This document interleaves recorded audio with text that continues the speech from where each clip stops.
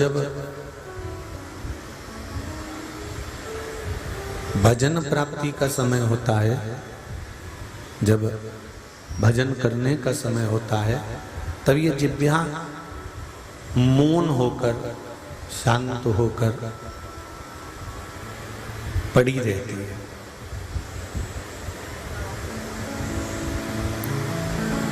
ये जिह्वा का कुछ क्रम ही ऐसा है।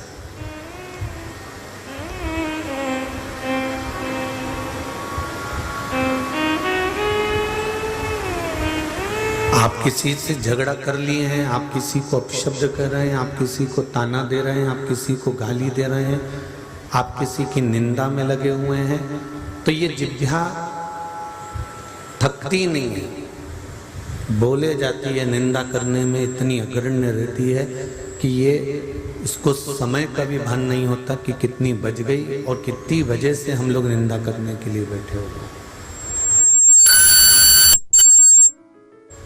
इस जिह्वा को उसका भान नहीं हो पाता, इस जिह्वा को उसका स्मरण नहीं हो पाता। और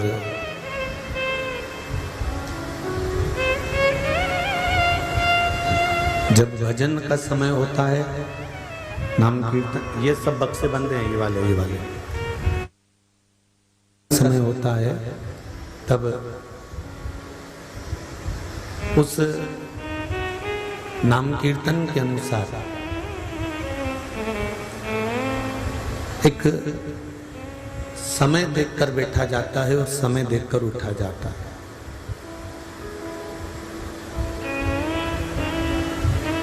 हम समय देख के बैठते हैं, हम समय देखकर उठते हैं। और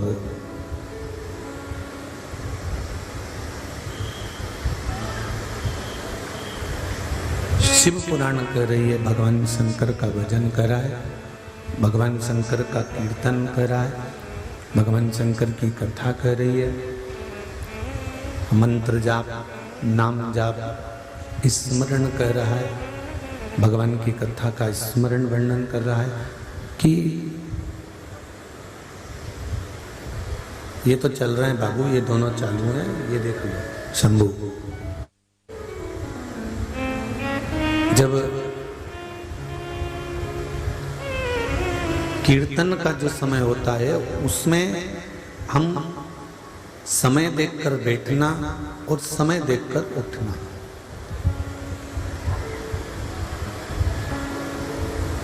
भगवान को यदि हमने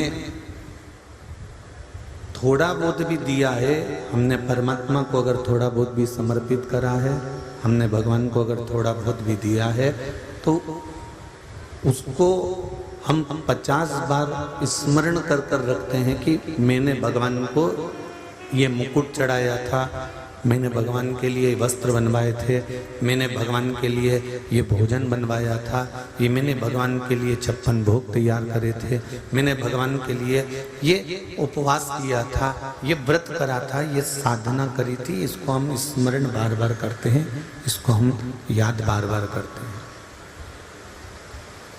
पर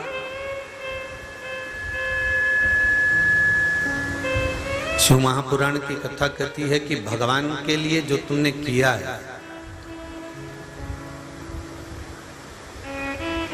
जो तुमने ठाकुर के लिए, कृष्ण के लिए, राम के लिए, शिव के लिए या समाज के लिए, यहां तक शिव पुराण कह रही है कि अपनी समाज के लिए, अपने धर्म के लिए,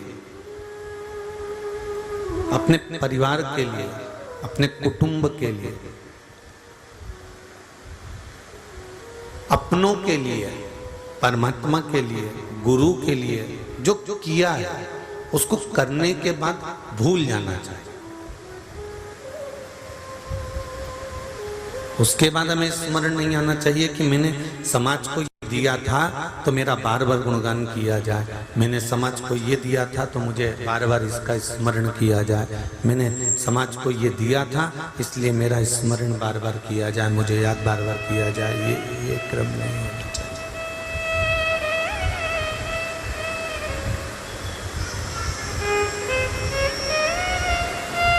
गुरु को दे दिया, उसके बाद मैं भूल जा। परमात्मा को दे दिया, उसके बाद मैं भूल जा। बहन बेटी को दे दिया, उसके बाद मैं भूल जा। गौ माता को रोटी दे दी, उसके बाद में भूल जाओ। ये मत बोलना कि अब भी तो मैंने 15 मिनट पहले तो रोटी दी थी, गाय आई थी और फिर गाय आकर खड़ी हो गई, फिर रोटी दो, तो उसको दे दी ना, भूल जाओ कि हमने 15 मिनट पहले दिया या 20 मिनट पहले दिया या 25 मिनट पहले दिया या 40 मिनट पहले दिया, या इसका स्मरण आप भूल जाइए।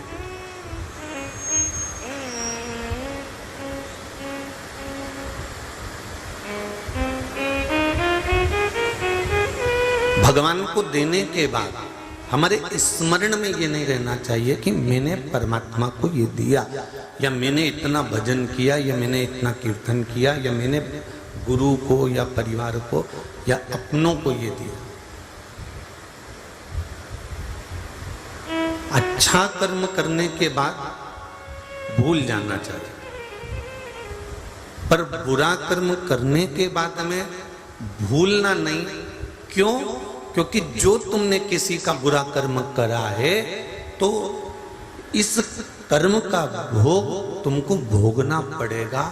आज नहीं, कल, कल नहीं, परसों। ये जीवन है। पहले का समय था कि लोग मरने के बाद फिर नरक जाते थे और नरक का भोग भोगते थे, नरक में चले जाते थे, नरक का भोग भोगा करते थे। ये पहले का समय था।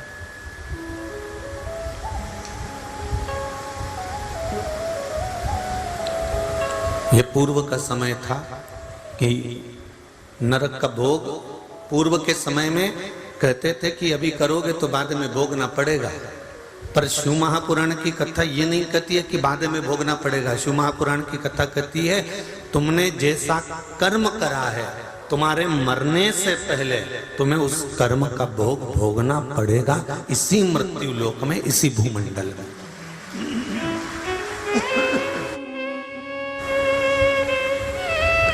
इसी भूमंडल में, इसी मृत्यु लोक में तुमको भोगना पड़ेगा।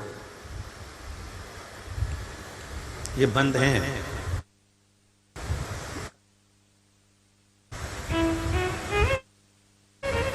इसी भूमंडल में, इसी मृत्यु लोक में इसको भोगना है और भोगना पड़ेगा। और मृत्यु लोक में, इस भूमंडल में हम आए हैं तो अपने कर्म का भोग भोगने के लिए आए। इस भूमंडल में यदि हम आए हैं तो अपने भोग को भोगने के लिए। इसलिए पहले भी कथा में कहा, मत बुरे कर्म कर बंदे, मत बुरे कर्म कर बंदे, वरना पछताएगा।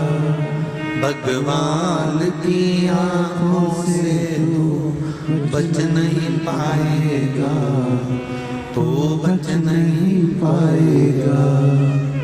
अरे ओ अज्ञानी मत करना गानी, अरे ओ अज्ञानी मत करना गानी।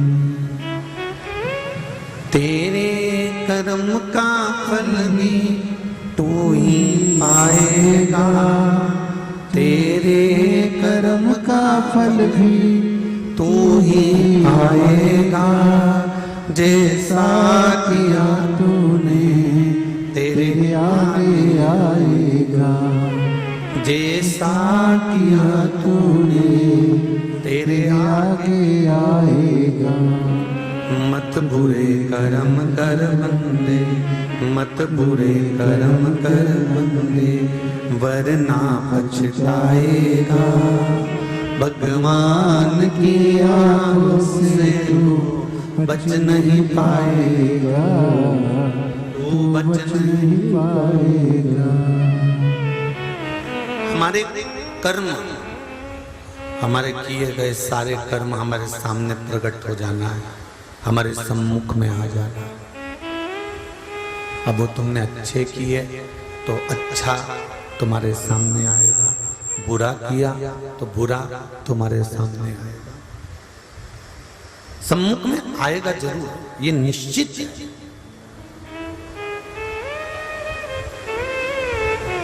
अच्छा, एक प्रैक्टिकल कर कर देखिएगा, छोटा सा प्रैक्टिकल है, आप जरूर करिएगा कि एक बंद कमरे में, बिल्कुल बंद कमरा, और उस कमरे में बैठकर आप किसी की निंदा कर कर देखना। एक प्रैक्टिकल करके देखना छोटा सा, कि बंद कमरे में बैठे और किसी की निंदा करने कर दी, किसी की निंदा करी। बंद कमरे में बैठकर आपने किसी की निंदा करी है, जिसकी निंदा करी है वो वहां पर नहीं है, ना उसका कोई पहचान वाला है, ना उसको कोई जानने वाला है, ना उसको कोई देखने वाला है, केवल बंद कमरा और आप हो। प्रैक्टिकल करके देखना, जिसकी तुमने निंदा करी है 15-20 दिन होंगे और तुमने निंदा करी और उस तक खबर पहुंच जाएगी, भले कोई था कि नहीं था। क्योंकि हमारे द्वारा जो शब्द निकलते हैं, हमारे द्वारा जो वाणी निकलती है, हमारे द्वारा जो शब्द निकलते हैं, हमारे द्वारा जो कहा जाता है, हमारे द्वारा जो बोला जाता है, जिसके लिए बोला जा रहा है उस तक वो वाणी पहुंच जाता है।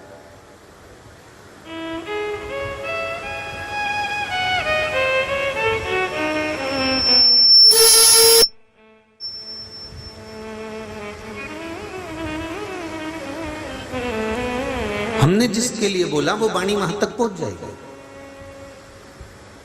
अब समझिए, सिर में दर्द हो रहा है, गोली सिर की तुमने सिर पे मली है क्या? जम के तो बोलो नहीं, उसको खाइए। गोली खाने के बाद कहां गई? पेट के अंदर। बंद क्या हो गया? जम के तो बोलो सिर। हाथ में दर्द था, गोली हाथ पे नहीं मली है, गोली खाई गई पेट में, दर्द बंद कहाँ का हुआ? हाथ का। कमर में दर्द था, गोली खाई गई पेट में, पर कमर का दर्द बंद हो गया। गोली को कैसे मालूम कि सिर ही बंद करना है?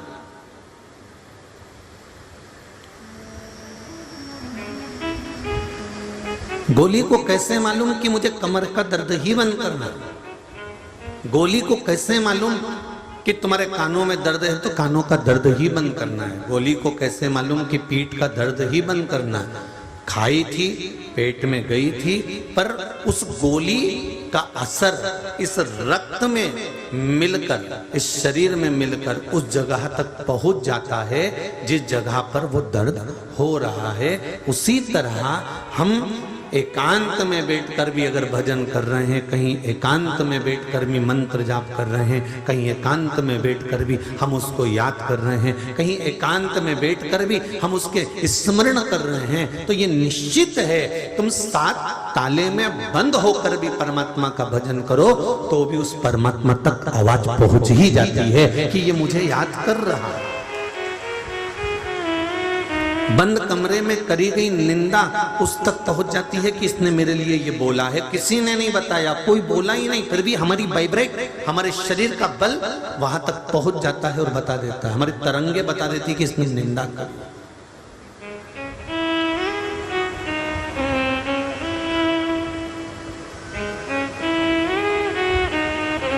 आप एक कमरे में बंद हैं और उस कमरे में बंद होकर भी निंदा कर रहे हैं तो उसके तक खबर पहुंच गई कि इसने तेरी निंदा करी, इसने तेरे लिए कुछ बोला है। अर्थात हमारी तरंग है, हमारे शरीर का ये तरंग है, वाइब्रेशन है, वो वहां तक बता देता है कि इसने तेरी निंदा करी है। उसी तरह हमारा किया गया भजन, कल कथा में कहा था कि आंख नहीं भी होगी तो भी भगवान मिल सकता है, शरीर का कोई इंद्रिय अगर खराब हो गई तो भी भगवान मिल सकता है। बस ये मन, ये चित्त, ये हृदय, ये दिल उस परमात्मा से लगा हुआ होना चाहिए, ये मन उस भगवान से लगा हुआ होना चाहिए। एक पत्र आया है, देखिए।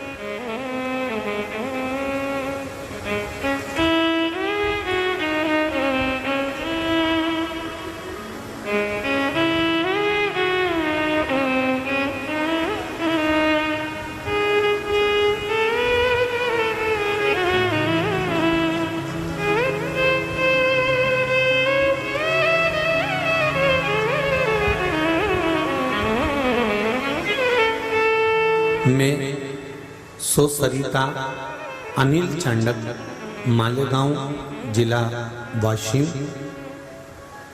से कथा श्रवण करने आई हूँ। कहीं बैठी हो तो हाथ हिलाइएगा, जहाँ कहीं भी बैठी हो दोनों हाथ हिलाइएगा। मैं सो सरिता अनिल चांडक मालेगांव जिला वाशिम। गुरुजी आपकी कथा को श्रवण तो हम पिछले कई दिनों से करते आ रहे हैं। मेरे बेटे का सीए का रिजल्ट जब भी आता था वो 2 या 3 नंबर से रह जाता था। आपकी कथा सुनी और पशुपति व्रत किया। पशुपति व्रत जब एक बार का पूरा हो गया और दूसरे ही पशुपति व्रत में भगवान भोलेनाथ ने सुन ली और मेरा बेटा सीए एग्जाम में उत्तीर्ण हो गया। मैं बाबा को धन्यवाद देने के लिए आई हूं। गुरुदेव, एक लोटा जल और एक बेलपत्र का क्या महत्व है वो समझ में आ गया। बेलपत्री पर शहद लगाकर चढ़ाकर जाने का क्या महत्व है, कोई मुझसे पूछे तो मैं बताऊं कि उस बेलपत्री पर शहद लगाकर चढ़ाकर जाने से मेरा बेटा जो हर बार फेल हो रहा था, उत्तीर्ण नहीं हो पा रहा था सीए में, आज मेरा बेटा उत्तीर्ण हो गया। इसलिए मैं धोख लगाने के लिए आई हूं। उसका महत्व क्या है, उसकी महत्वता क्या है? तेरी कृपा बिना न हिले एक भी अणु, लेते हैं श्वास तेरी कृपा से। एक पत्र और है, पूजा मंगेश जी फालके अकोला महाराष्ट्र से आए हुए हैं। जहां भी बैठे हो हाथ हिलाइएगा, दोनों आप ही हैं, दोनों हाथ हिला दो एक बार। श्री शिवाय नमस्तुभ्यम। हमारे यहाँ नियमित रूप से कथा सुनी जाती है गुरुदेव। शिवालय भी जाते हैं हम। बच्चे को ज्यादा ध्यान नहीं देते थे, लेकिन परली में पहले दिन कथा सुनने आए थे। एक दिन की कथा सुनी और लोटा हम लौट गए थे, घर आए। एक दिन हुआ और दूसरे दिन, उस दिन श्री अभिषेक कथा का तीसरा दिन था। छठ पूजा थी उस दिन। हमारी चाची खाना बना रही थी, किचन में कुकर चढ़ाया और बर्तन साफ करने के लिए लग गई। कुकर चढ़ाए कुछ मिनट हुए थे कि जोर की आवाज आई। आवाज इतने जोर की थी कि पूरे कॉलोनी में आवाज गई। आजू बाजू के घर वाइब्रेट हो गए। चाची वहीं कुकर के बाजू में ही खड़ी होकर चाची काम कर रही थी और मेरा बेटा भैयू बस कुछ सेकंड के लिए वहां पर खड़ा ही था। गैस के बाजू में हटकर किचन के बाहर निकल ही रहे थे, वहीं खड़े हुए। क्या हुआ कुछ समझ में नहीं आया। कुकर की सीटी निकलकर ऊपर फर्नीचर की अलमारी पर लग गई और नीचे गिर गई। एकदम चाची के बाजू में गैस का बर्नर टूट कर गिर गया। कुकर से ऊपर का भाग ढक्कन भी फट गया। किचन का पूरा रंग बदल गया। सब शॉक हो गए। देखने वाला कोई बोल ही नहीं सकता कि कोई बचा होगा, लेकिन शिव की कृपा से किसी को कुछ भी नहीं हुआ। सब सही सलामत है गुरुदेव। हम बाबा को धोख लगाने आए हैं कि परली बैजनाथ की एक दिन की कथा का फल क्या होता है। मैं और मेरी चाची हम बाबा को धोख लगाने के लिए आए। ये शिव है। बैठिए बहन। श्री शिवाय नमस्तुभ्यम। बैठिए बैठिए। हर हर महादेव। तेरी कृपा बिना न हिले एक भी अणु, तेरी कृपा से तनो तनो। हे गंगाधर मुक्तिदार ओमकार, भोले ओंकार तो आयो शरण तिहारी शंभु तार तार तू। बखान क्या करूं मैं राखों के का बखान क्या करूं मैं, राखों के ढेर का झपटी भभूत में है खजाना कुबेर का। हमारा किया गया भजन, हमारा किया गया स्मरण, हमारा किया गया कीर्तन, हमारा किया गया मंत्र जाप, हमारा किया गया नाम जाप, हमारे द्वारा किया गया भगवत स्मरण का कहीं ना कहीं उसका फल हमको इसी जन्म में, अगले जन्म की कोई गारंटी नहीं साहब। और हम तो कह ही नहीं सकते कि अगले जन्म में हम कहाँ होंगे और तुम कहाँ होगे, कोई गारंटी है क्या? और कहीं का ऐसा महाराज मिलता हो जो तुमको अगले जन्म की गारंटी लेता हो तो बात दूसरी है। फिर हम भी पूछ लेंगे क्या अगले जन्म में तुम देखकर आए थे कि हम कौन थे और तुम कौन थे? क्या मालूम कौन सा जन्म किसका कौन सा है, और कोई जरूरी नहीं है। शिव महापुराण की कथा यहाँ तक कहती है कि एक लोटा जल, एक बेलपत्र, एक चावल का दाना, एक पुष्प की पंखड़ी जो नित्य प्रति शिव को चढ़ाता है, शिव महापुराण की कथा कहती है कि उसका फिर कोई अगला जन्म नहीं होता, वो शिव में ही समा जाता है, वो जन्म और मरण के प्रपंच से छूट जाता है। जगत गुरु शंकराचार्य जी ने भी ये बात कही कि पुनरपि जननम पुनरपि मरणम के प्रपंच से छूटने के लिए शंकर का अनुमोदन करना है, भगवान शिव की भक्ति करना है, शंकर का अनुमोदन करना। गला पकड़ रहा है बाबू बहुत। शिव का स्मरण करना है, शंकर की भक्ति करना है। आप शिव का स्मरण में अगर डूबे हुए हो, शंकर की भक्ति में डूबे हुए, शंकर के स्मरण में, शंकर के अनुमोदन में डूबे हुए हो, तो ये निश्चित है कि हम और तुम कहां होगे ये पता नहीं।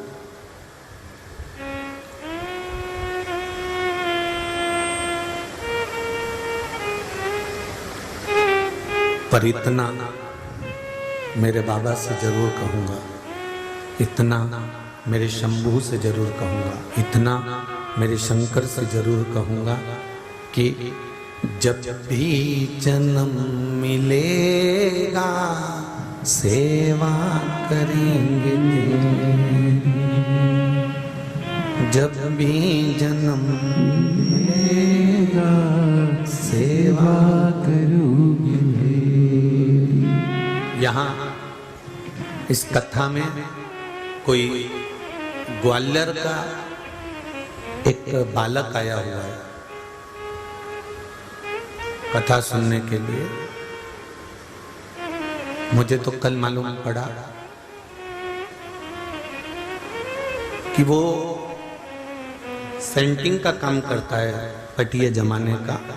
और उसने एक नियम बना लिया, जब से शिव पुराण के पहले जब वो दर दर भटकता था, ठेला चलाता था, दूसरों के यहाँ काम करता था, धक्के खाता था, उसने उस दिन से नियम बनाया कि 15 दिन काम करूंगा और 15 दिन जहां शिव पुराण की कथा होगी वहां सुनने जाऊंगा। वो बेटा कहाँ? आप ही हैं, आओ एक बार, कूदिए जल्दी। 15 दिन काम करता है और 15 दिन में 6 महीने का कमा लेता है।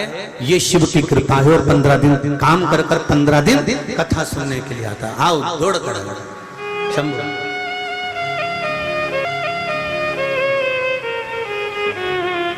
मुझे तो कल मालूम पड़ा कि ऐसे ऐसे भक्त, एक माला दो जरा बाबा, बच्चे के लिए जोरदार ताली बजाएं।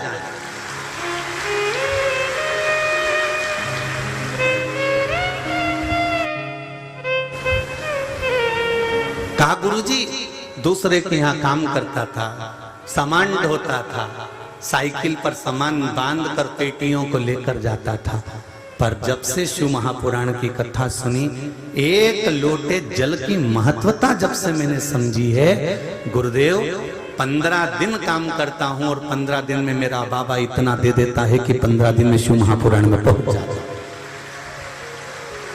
15 दिन मुझे शंकर का अनुमोदन, शंकर का स्मरण और कुछ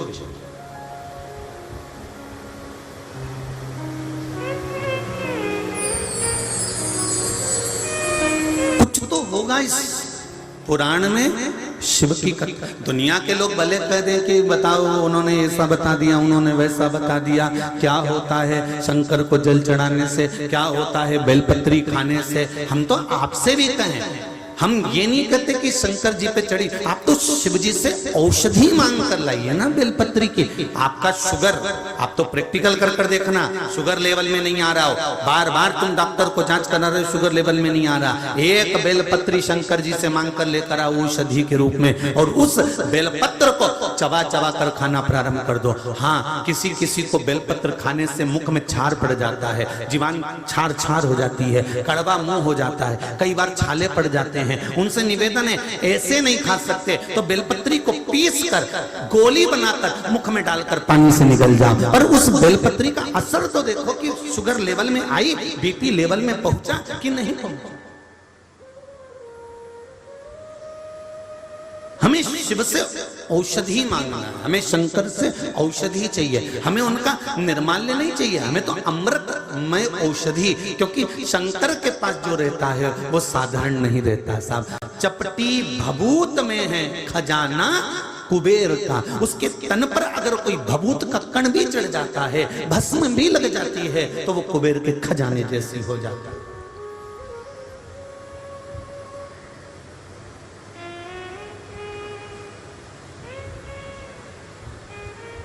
हम क्या वर्णन करें उसका। ये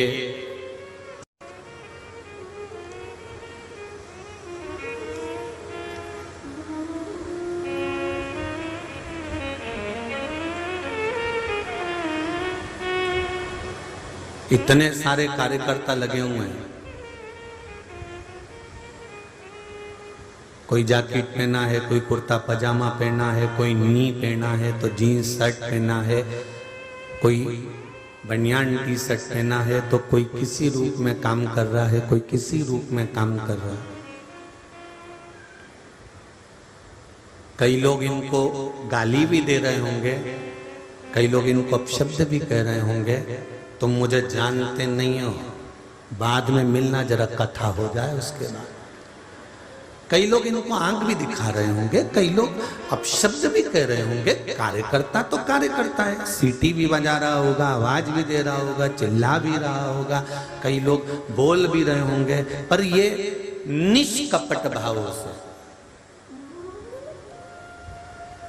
निष्कपट भावों से, ये नहीं कि मेरा आ गया तो मैंने आगे बिठा दिया, उसका आया तो पीछे, निष्कपट भावों से अगर इन कार्यकर्ताओं ने सेवा करी है तो 3 महीने के अंदर ये कार्यकर्ता भी मुझे सीहोर में मिलने वाले हैं, ये निश्चित है। उसका फल क्या होता है ये देखिए, उसके फल का आनंद क्या होता है। वो विश्व हिंदू परिषद, बजरंग दल, RSS और हिंदू उत्सव समिति, ये सब वहां दरवाजे पर चप्पल जूते का स्टैंड लगाए हुए हैं। कोई ट्रेगल साइकिल से, त्रिशूल नवदुर्गा समिति, वो साइकिल से बूढ़े लोगों को वहां छोड़ दिया जाता है, और इतनी दूर पार्किंग से वो बुजुर्ग कैसे आए, तो उसके लिए व्हील चेयर की व्यवस्था करना, उनको यहाँ तक लाकर छोड़ना, यहाँ से वहां ले जाकर छोड़ना, ये कुछ सहजता नहीं है। एक कोई समिति है, वो हमारे आप लोगों से हमारी कोई बात नहीं होती, और ये जजमान बैठे, इनसे भी पूछना, या इनके यहाँ कैमरे लगे हो तो उसमें देख लेना, हम अपने कमरे से नहीं निकलते, ना इनसे हमारी कोई बात होती। और इनके रिश्तेदार भी यहाँ हैं तो उनसे भी पूछना कि गुरुजी मिलते क्या, नहीं। वो तो हमारे जो ये ब्राह्मण जन हुआ, कार्यकर्ता हुए, जो यहाँ आते हैं, देखते हैं, तो वो बताते हैं कि गुरुजी कोई एक चाय और दूध का किसी ने स्टॉल लगाया है, ऐसी चाय तो घर में भी नहीं बनती गुरुजी, ऐसी जाड़ी चाय सुबह 6 बजे से चालू करता है तो रात्रि को 9-10 बजे तक। और केवल चाय नहीं, किसी का बच्चा रो रहा है, दूध दे दो भैया, वो दूध भर कर दे देता है, भैया हमको 1 गिलास दूध, वो दूध। क्या कहूं मैं, क्या खान करूं मैं। हिंगोली वालों, दिल लूट लिया तुमने, क्या वर्णन करे तुम्हारे लिए, क्या बोला। वो 20 रुपया ले वे सो तो क्या जोरदार ऐसी माताएं अपना अपना चूल्हा लगा लगा के बैठी है, गरम गरम रोटी सेक रही, और क्या जोरदार बेसन और रोटी। ये बेसन और रोटी तो तुम्हारे घर में भी आनंद नहीं आएगा, जो लाइन लगकर खाने में आनंद आए। तुम देखो तो उसका आनंद कोई सहज है क्या? कोई ठंडा पानी पिला रहा है, आरओ ले आए, आरओ की बोतल उन रख दी, पानी पिला रहा है। कोई चप्पल जूते संभाल रहा है, कोई व्यवस्थाएं लगी, ये सब इसने कोई प्रसाद बांट रहा है बिना सोचे, क्या बांट गया कैसे बांट गया उसको मालूम ही नहीं। और लिख के रखना, हिंगोली वालों, तुमने कितना इन शंकर के गणों को दिया है। हम तो जो कथा में आता है उसको गण कहते हैं शिव का। इन शंकर के गणों पर कितना खर्च किया है उसको लिख कर रखना, और हिसाब लगा कर रखना कि मेरे बाबा ने 3 महीने में चोगना कर दिया कि नहीं दिया। ये उसकी कृपा है, ये उसकी उदारता है, ये उसकी दया है, उसकी करुणा है।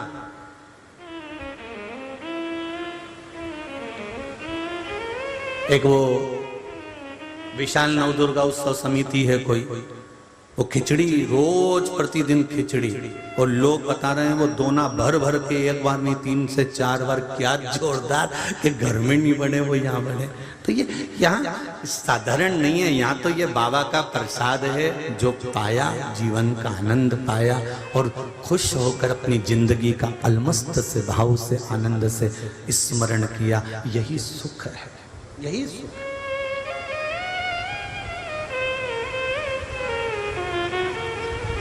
आप कहीं पर भी बैठकर भजन कर लो, आप कहीं पर भी बैठकर स्मरण कर लो, आप कहीं पर भी बैठकर मंत्र जाप कर लो, उस मंत्र जाप का असर आपकी जिंदगी में होगा जरूर, ये निश्चित है।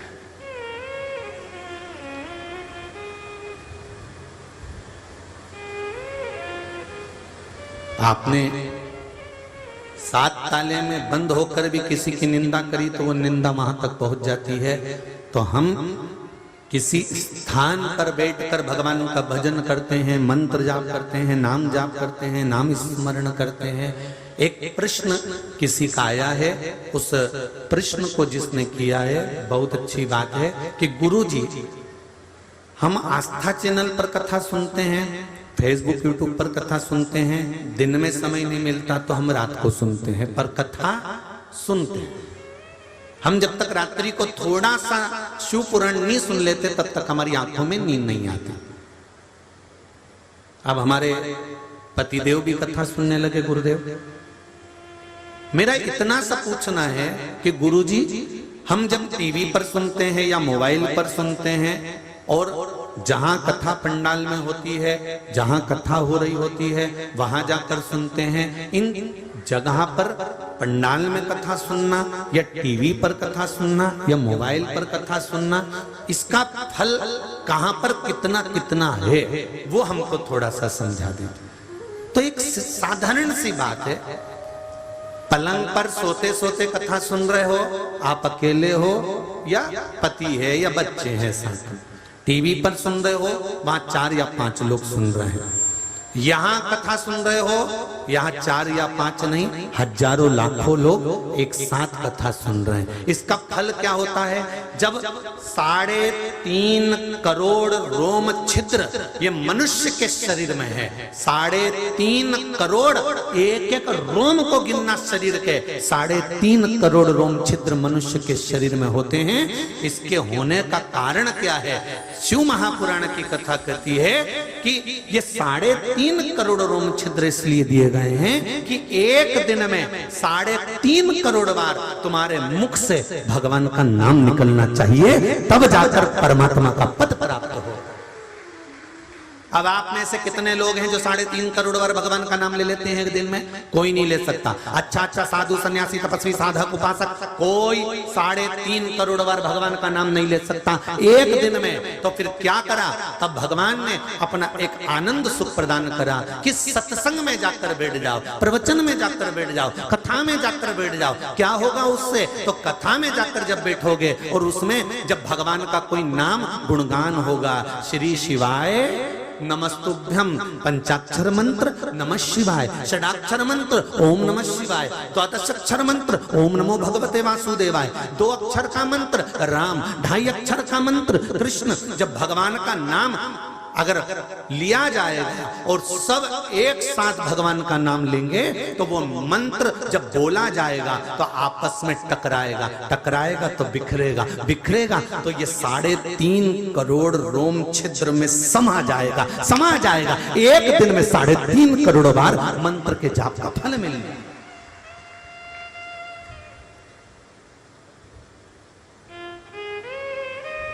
अब एक बार में 3.5 करोड़ बार मंत्र का जाप का फल आपको एक दिन में मिल गया। जो लोग कथा सुनने आते हैं पंडाल में, हाँ घर पर बैठकर सुन रहे हो उसका भी फल है, मोबाइल पर सुन रहे हो उसका भी फल है, पर पंडाल के अंतर्गत जब हम सुनते हैं तो सबके मंत्र का जाप एक साथ होकर जब वाइब्रेट होता है, जब एक साथ गुंजायमान होता है तो उसका फल कुछ ना कुछ अधिक प्राप्त होता है।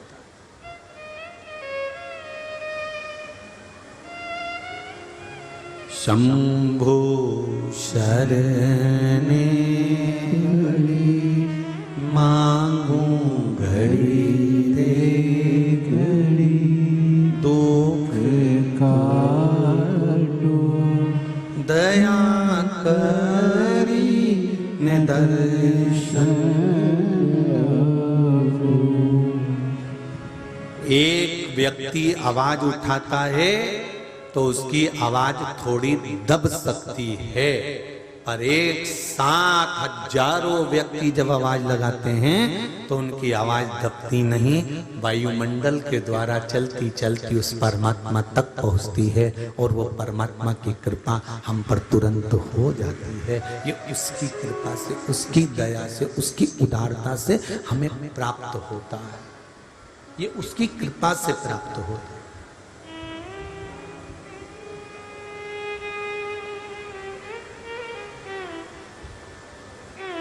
हम तो कहते हैं, आपको भी कहना चाहिए, तुम्हारा दिल जिससे लग जाए ना, राम जी से दिल लग गया तो राम के आगे झुक जाओ, कृष्ण से दिल लग गया तो कृष्ण के आगे झुक जाओ, शिव से दिल लग गया तो शिव के आगे झुक जाओ, हरि विठ्ठल से दिल लग गया तो हरि विठ्ठल के आगे झुक जाओ।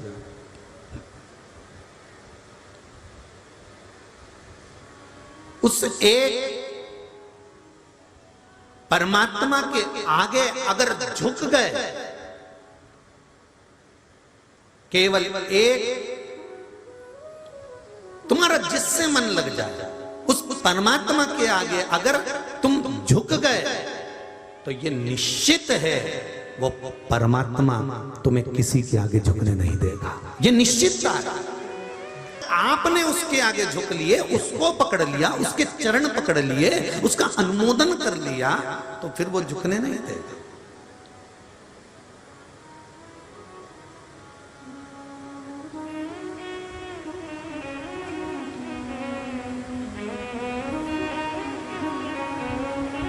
फिर वो आपको साधता है, पकड़ लो हाथ गिरधारी नहीं तो डूब जाए। हे भोले, हे शिव, हे शंकर, आप साध लोगे तो सद जाए।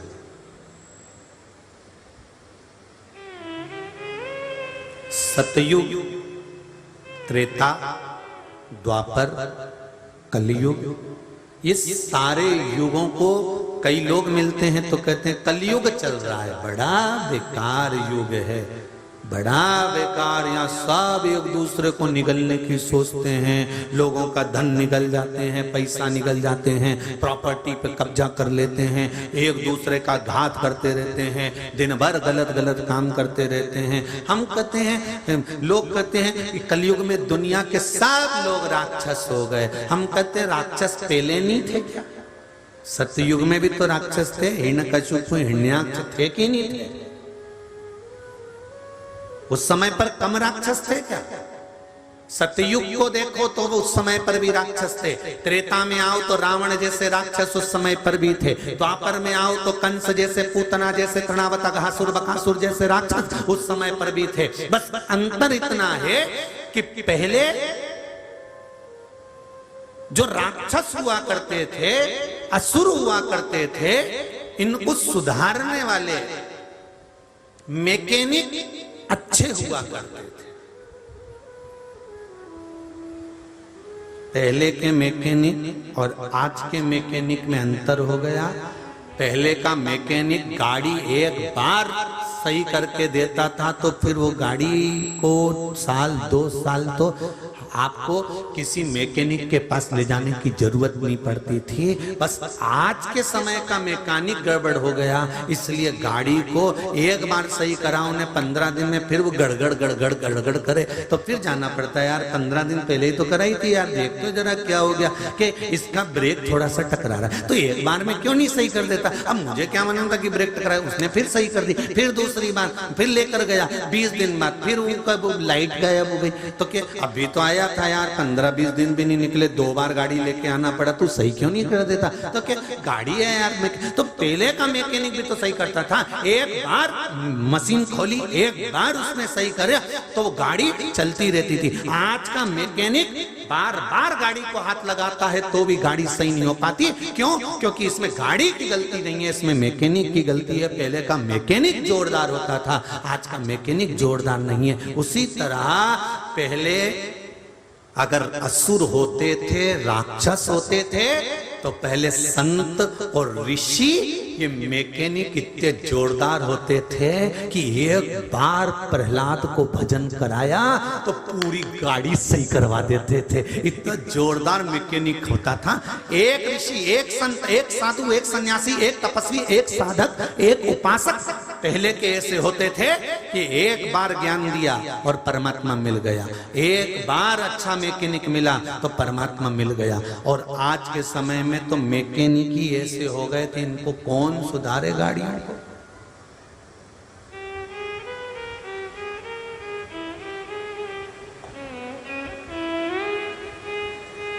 जब टीवी खोलो ना कहीं का मैकेनिक गड़बड़ ही मिलेगा, तो मैकेनिक ही बेकार हो गए, तब क्या करोगे? कैसे गाड़ियां सुधरेंगे? शिव पुराण कह रहे हैं ये मौका मिला भजन करने का, ये मौका मिला है मंत्र जाप करने का, ये मौका मिला है नाम स्मरण करने का, ये चूकना नहीं चाहिए, ये छूटे ना। मैंने तेरे ही भरोसे ओ बाबा, तेरे ही भरोसे हवा बिच उड़ती जावांगी, बाबा डोर हटो छड़ी में कटी जवानी, भोले मैं तेरी पतंग, शंभो मैं तेरी पतंग, हवा बिच उड़ती जावांगी, बाबा डोर हटो छड़ीला में कटी जावानी। बड़ी मुश्किल से ये मनुष्य की देह मिली है, मानव का शरीर मिला है, और उस देह को प्राप्त करने के बाद भी अगर मंत्र जाप का स्मरण ना हो तो जीवन बेकार है। बड़ा सुंदर भाव का है। हूं तो कब से खड़ी रे तैयार, भोले में कब आएंगे, मैं तो कब से हुई रे तैयार, भोले मेरे कब आएंगे, वो कब आएंगे, भोले कब आएंगे, वो कब आएंगे, भोले कब आएंगे, वो कब आएंगे, भोले कब आएंगे।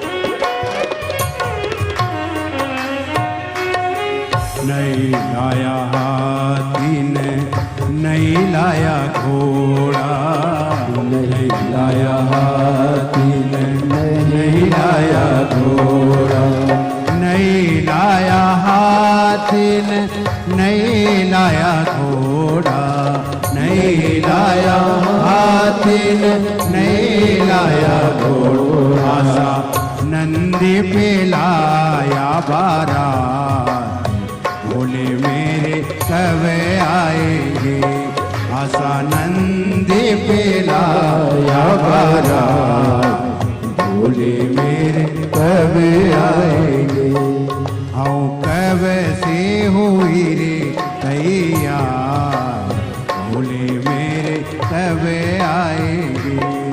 हाँ कब से हुई तैयार, भोले मेरे कब आएंगे।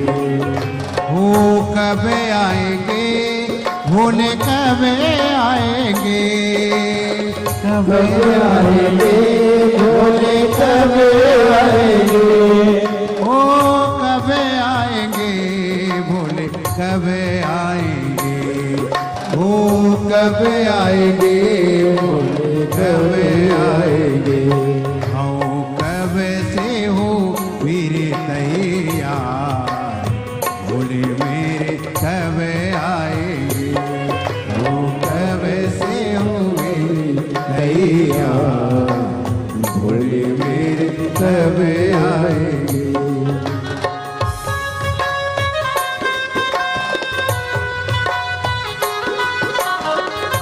भगवान शिव की कथा कर रही, मैं तो कब से खड़ी रे तैयार, भोले मेरे कब आएंगे। महाराज भगवान शिव की आराधना, शिव मंत्र का स्मरण करेंगे। सभी लोग अपने स्थान पर बैठकर बाबा के आनंद में मंत्र का जाप करते हुए बाबा से अपने दिल की बात, अपने हृदय की बात कहेंगे। श्री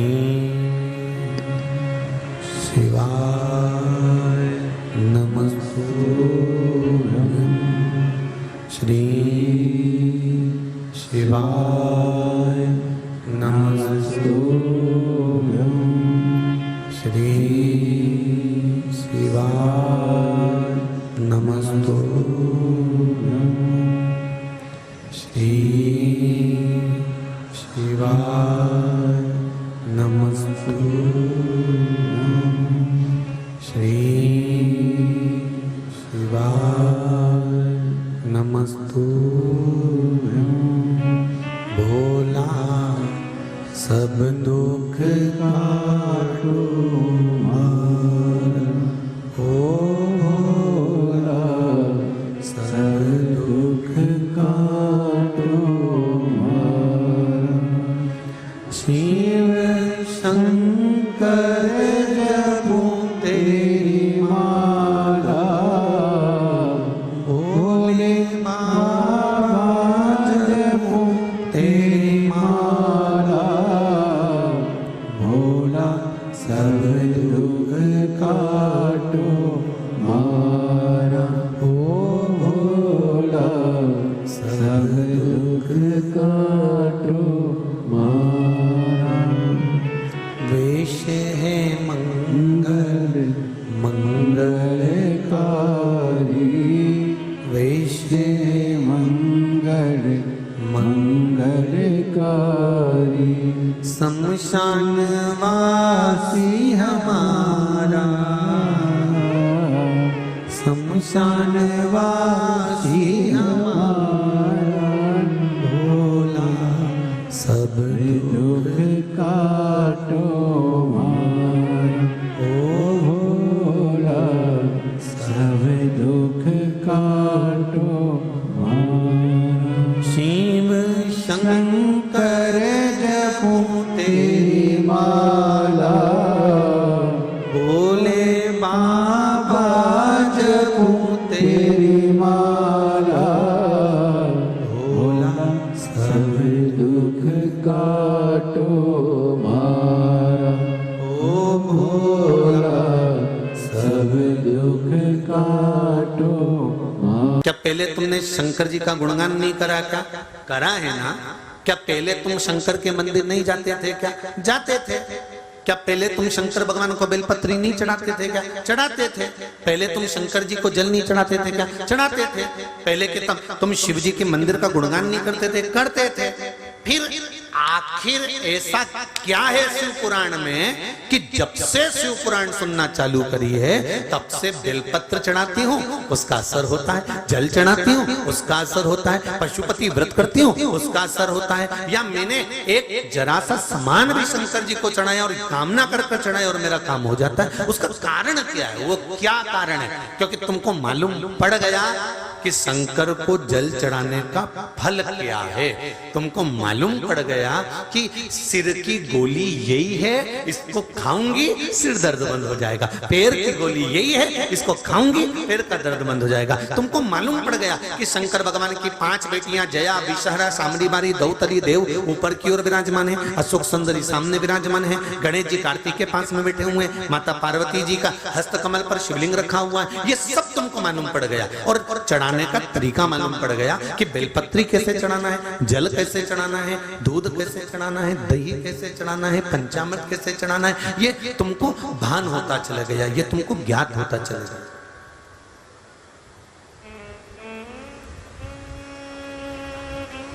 अभी तक अज्ञान थे हम, अभी तक हमें अज्ञान नहीं था इस चीज का।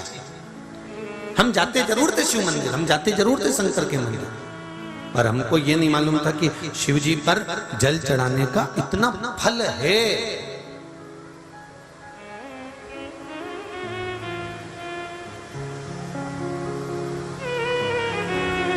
कितना सुंदर लिखा है।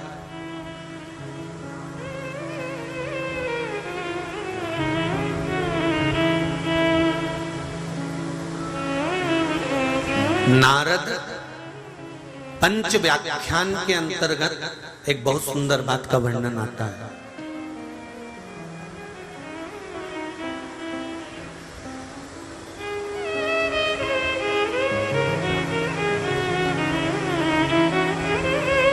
कलम पढ़ रहे थे तो उसका फोटो का भी हमने स्मरण किया, शायद हिमांशु के मोबाइल में होगा वो फोटो, कि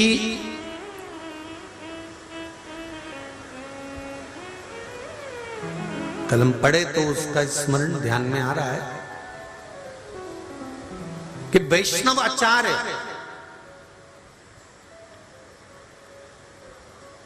परम रसिक वैष्णव आचार्य अपनी लेखनी में लिखते हैं, देवर्षि नारद उसका वर्णन करते हैं कि जिस नगर में, जिस गांव में, जिस खेड़े में अगर शंकर भगवान का कोई मंदिर नहीं है, कोई शिवालय नहीं है, उस गांव में एक रात भी परम भगवदीय वैष्णव को नहीं ठहरना चाहिए। उस गांव में परम भगवदीय वैष्णव को एक रात्रि भी नहीं ठहरना चाहिए जहां शिव का शिवालय नहीं हो।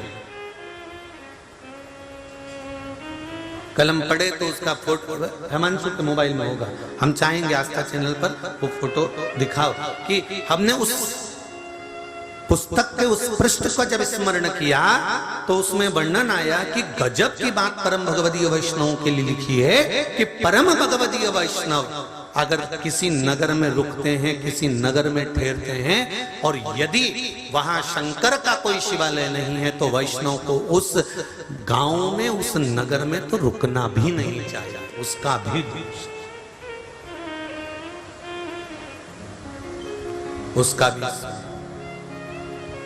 भारत शिव कथा कर रहे हैं, भगवान शंकर का स्मरण कर रहे हैं, भगवान शंकर का गुणगान कर रहे हैं। शंभो शरणे बड़ी मांगू घड़ी दुख काटो। अच्छा, ये लेटर, पत्र, मोबाइल के फोटो, पत्र जो आगे आगे बैठे रहते हैं ना, ये नुकसान में रहते हैं, इनको देखने को ही नहीं मिलता। और जो एलसीडी के सामने बैठे हैं ना, एलईडी के सामने, वो तुरंत देख लेते कि हाँ ये पढ़ा। या तुम लोग घर जाके देखते होगे? अरे बोलो तो, देखते हो घर जाके? हाँ, अच्छा मोबाइल भी चालू करके बैठते हो? जय हो, श्री शिवाय नमस्ते। तो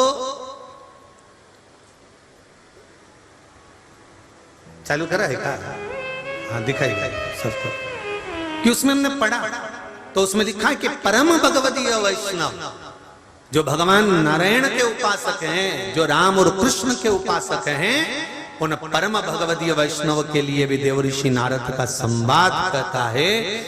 उस पुस्तक के अंदर वर्णन किया गया, उस ग्रंथ के अंदर वर्णन किया गया कि परम भगवदीय वैष्णव को ऐसी जगह ठहरना ही नहीं चाहिए जहां कोई शिवालय ही नहीं। पूछा क्यों? उस किताब की अगली पृष्ठ जो वर्णन किया गया, क्यों, किस लिए? तो कहा जहां शिव होते हैं वहां नारायण हमेशा विराजमान होते हैं, हमेशा विराजमान। अब आ जाओ तुम्हारे पास का गांव ओड़ा नागनाथ, क्या ओड़ा नागनाथ बोलते, ओड़ा नागनाथ बोलते, जो भी बोलते तुम समझ जाना। हम नागनाथ समझ गए, बस तुम समझ जाओ, ठीक है? ओड़ा नागनाथ में पंडित जी कह रहे थे, गुरुजी हमारे यहां पुरुष जल चढ़ाता है, होंडा नागनाथ में हमारे यहाँ स्त्री को जल नहीं चढ़ाने देते। सही है क्या? अरे बोलो तो जम के। वहां पंडित जी बोल रहे थे तो हमको स्मरण है, और हमने पूछा क्यों, कारण क्या है? तो कहा ये जो पीठिका है, जो नीचे की पीठिका होती है, ये पीठिका जो है उस पर जो शिवलिंग रखा है, तो ये शंकर भगवान तो शिवलिंग के रूप में है, और जो ये पीठिका है ये भगवान विष्णु के रूप में। पंडित जी बता रहे थे। और वहीं के जो विद्वान ब्राह्मण जन हैं, विद्वान जन पुजारी जी हैं, उन्होंने ये बात बताई। इसलिए हम माताओं को यहाँ जल नहीं चढ़ाने देते, पुरुष जल चढ़ाता। ठीक है, हमने कहा ये आपके यहाँ की रीत होगी। कल शिव महापुराण की कथा कह रही, भगवान शंकर की कथा कर रही कि जो पीठिका है वो माता पार्वती का स्थान है, शिवलिंग शंकर भगवान का स्थान है, जलाधारी जया, विषहरा, श्यामली मारी, दौतली और देव का स्थान।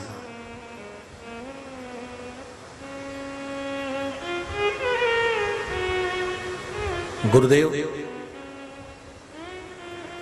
शिव महापुराण की कथा कहते हैं, शंकर भगवान का अनुमोदन कर रहा है। शिव के बिना भगवान विष्णु नहीं रहते, और भगवान विष्णु के बिना शिव नहीं रहते, एक क्षण भी नहीं रहते।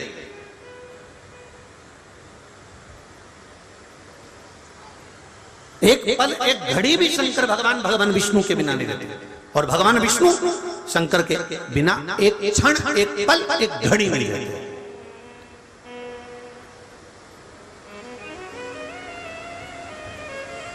विचार करिए जरा, ध्यान दीजिएगा।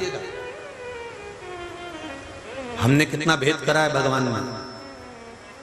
वो किताब का पृष्ठ, अब जितने लोग टीवी पर देख रहे होंगे या मोबाइल पर देख रहे होंगे, किताब का पृष्ठ दिखाया गया है, जिसमें देव ऋषि नारद वर्णन कर रहे हैं कि जहां शंकर का शिवालय ना हो, जहां शंकर का शिवलिंग ना हो, ऐसे नगर में, ऐसे गांवों में, ऐसे खेड़े में परम भगवदीय वैष्णव को नहीं रहना चाहिए। कितना सुंदर संवाद सुंदर ग्रंथ के अंदर मिला, उसको पढ़िए, श्लोक के साथ उसका पूरा व्याख्यान। महाराज शिव कथा कह रहे हैं, शंकर का, भगवान शिव भगवान विष्णु के बिना नहीं, और भगवान विष्णु भगवान शिव के बिना नहीं। शिव महापुराण की कथा कहती है, एक लोटा जल हम जब भगवान शंकर को समर्पित करते हैं तो ये जल केवल शिव को नहीं मिलता, 33 कोटि देवता को ये जल समर्पित हो जाता है। 33 कोटि देवता। अब जरा अच्छे से ध्यान देना, एक एक शास्त्र उठाइए, एक एक पुराण उठाइए। भगवान विष्णु की पूजन करना है अलग से, ब्रह्मा जी की पूजन करना है अलग से, इंद्र देवता की पूजन करना है अलग से, नवग्रह देवता की पूजन करना है अलग से, 16 मातृका की पूजन करना है अलग से, इन देवता की पूजन करना है अलग से। सारे देवताओं के अलग अलग पूजन का प्रमाण है, और किसी देवता की पूजन करोगे तो दूसरे देवता को उसका फल नहीं मिलेगा, दूसरे देवता को उसका कोई आनंद नहीं मिलेगा। पर केवल एक शिव महापुराण, स्कंद पुराण, लिंग पुराण, नर्मदा पुराण, पद्म पुराण, कुर्म पुराण वर्णन करती है कि शंकर भगवान को अगर तुमने कोई सामग्री चढ़ाई है तो वो केवल एक शंकर जी को नहीं मिलती, 33 कोटि देवी देवता को प्राप्त हो जाती है। वो केवल एक शिव की नहीं रहती, वो 33 कोटि देव, गला पकड़ रहा बाबू, 33 कोटि देवता को प्राप्त हो जाती है। एक अगर जल चढ़ाया है तो वो भी 33 कोटि देवता को मिल रहा है। बाकी के देवताओं को चढ़ाया गया, सब देवताओं को नहीं मिलेगा। बाकी के देवताओं को चढ़ाया गया, सब देवताओं को प्राप्त नहीं होगा, पर शिव को चढ़ाया गया, सब देवताओं को मिल गया। अब और अच्छे से ध्यान देना, शंकर जी के मंदिर की चौखट, शिव मंदिर का शिवालय, शिवलिंग, पीठिका या मंदिर के अंदर अगर प्रवेश नहीं है, किसी साउथ में मंदिर में शंकर भगवान को छूने नहीं देते। कई पत्र आते हैं साउथ से कि हमारे यहाँ मंदिर में शंकर भगवान को जल नहीं चढ़ाने देते, छूने नहीं देते। तो क्या करें हम? तो निवेदन, शिव महापुराण की कथा कहती है, भगवान शंकर ने तुमरुका जी को कहा, तुमरुका तू मेरे द्वार पर, जैसे नंदी मंदिर के अंदर विराजमान होता है, तो चौखट पर, देहली पर तुमरुका तू विराजमान हो जा। अगर मात्र तेरा स्पर्श भी संसार के लोगों को हो गया तो शिवलिंग के पूजन का फल उनको प्राप्त हो जाएगा। अब देखिए कितनी सुंदर बात मेरे देवाधिदेव महादेव ने तुमरुका जी से कही। इतना सुंदर संवाद कहा है तुमरुका जी, कितना सुंदर। शंभु शरणे पड़ी मांगू घड़ी रे घड़ी, दुख काटो दया करी दर्शन आपो, दया करी दर्शन आपो। भगवान शिव तुमरुका जी से कह रहे हैं, भगवान शंकर तुमरुका जी से वर्णन कर कि आप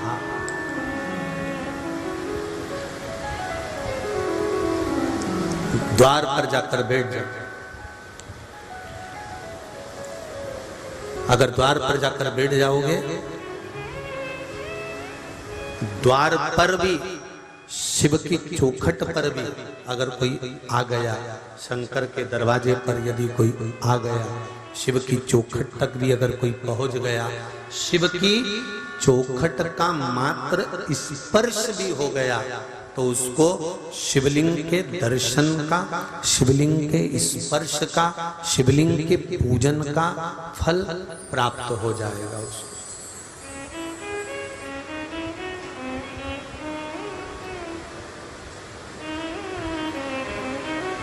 उसको फल मिल जाएगा। तो नारद जी से पार्वती ने प्रश्न किया, समझ लीजिए जरा बहुत अच्छी तरह से।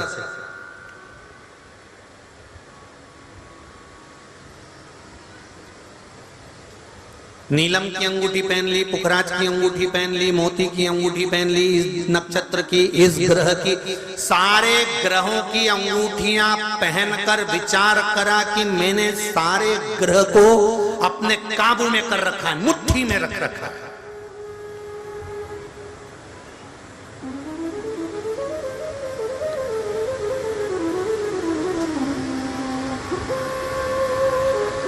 इतने सारे ग्रह को अपने हाथ में करने के बाद भी मनुष्य अगर दुखी है तो उसने किसी से पूछा, गुरुजी से, गुरुजी मैंने, आपने कहा था ये वाली अंगूठी पहन लो, आपने कहा था ये कर लो, आपने कहा था ये कर लो, मैंने सब कुछ कर लिया, उसके बाद भी मेरा दुख समाप्त क्यों नहीं होता? उसके बाद भी मेरी तकलीफ खत्म क्यों नहीं हो रही? उसके बाद भी मेरा दुख जाता क्यों नहीं है? कारण क्या है? तब गुरुजी के भी समझ में नहीं आएगी, पर शिव पुराण कह रही है, तुमने सारे ग्रह को अपनी मुट्ठी में करा, तुमने सारे ग्रह को अपना करने के लिए सब कुछ किया, पर शिव महापुराण की कथा कहती है तुमने अपना कर्म पूरा नहीं किया। कर्म करते रहते और शंकर के चरण पकड़े रहते तो किसी ग्रह को पकड़ने की जरूरत नहीं होती, ग्रह आपके अनुकूल होते चले जाते।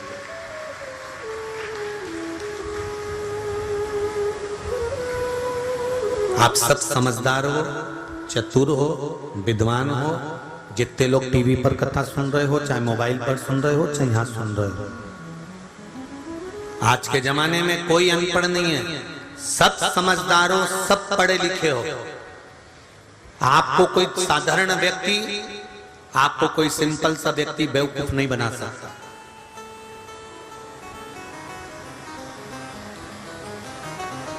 जिस लॉकर में आप रकम रखते हो, बैंक की लॉकर में, जिस बैंक की लॉकर में आप अपनी रकम रखते हो, जेवर रखते हो, सामान रखते हो, उसकी दो चाबी होती है। कितनी चाबी है? दो। एक आपके पास है, एक मैनेजर के पास है। बोलो सही है कि गलत है? बोलते जाओ जरा।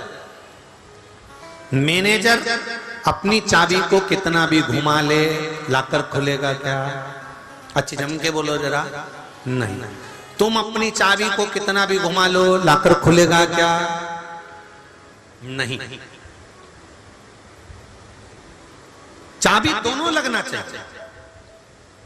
मैनेजर अपनी चाबी लगाकर चले जाए, उसके बाद में आप अपनी चाबी लगाओ, ताला खुल जाएगा। ताला खुलने में फिर देरी कहां लगेगी?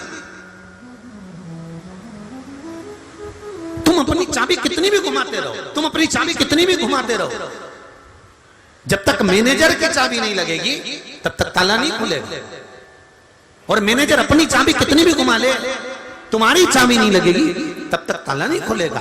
उसी तरह शिव महापुराण की कथा और भगवान कृष्ण गीता जी में कहते हैं, कर्म की चाबी तू घुमा, मेहनत तू कर, काम तू कर, कर्म की चाबी घुमाता रहे। एक दुकान नहीं चली दूसरी डाल, दूसरी नहीं चली तीसरी डाल, एक जगह इंटरव्यू में पास नहीं हुआ दूसरी बार जा, एक बार अगर पास नहीं हुआ दूसरी बार पढ़ाई कर। अपनी कर्म की चाबी घुमाते रहे, घुमाते रहे और उस परमात्मा को याद करते रहे। जब चाबी घुमाते रहे तो दो तीन आवाज बाहर लगा दे, मैनेजर साहब ताला नहीं खुल रहा, मैनेजर साहब ताला नहीं खुल रहा। तब मैनेजर कहेगा तू घुमा के देख तो सही। मैंने 25 बार घुमा के देख ली, ताला नहीं खुल रहा। तब मैनेजर आएगा, चाबी लाएगा, ताले में घुमाएगा और ताला खुल जाएगा। तुम कर्म की चाबी घुमाओ, भाग्य की चाबी वो घुमाकर चले जाएगा। तुम घुमाओ तो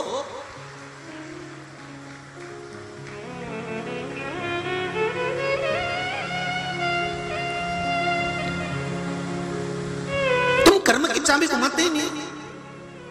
पढ़ाई कर नहीं रहे हो, इंटरव्यू दे नहीं रहे हो, कर्म करना नहीं चाहते, कर्म की चाबी घुमाना पड़ेगी, तब मैनेजर भाग्य की चाबी घुमाएगा।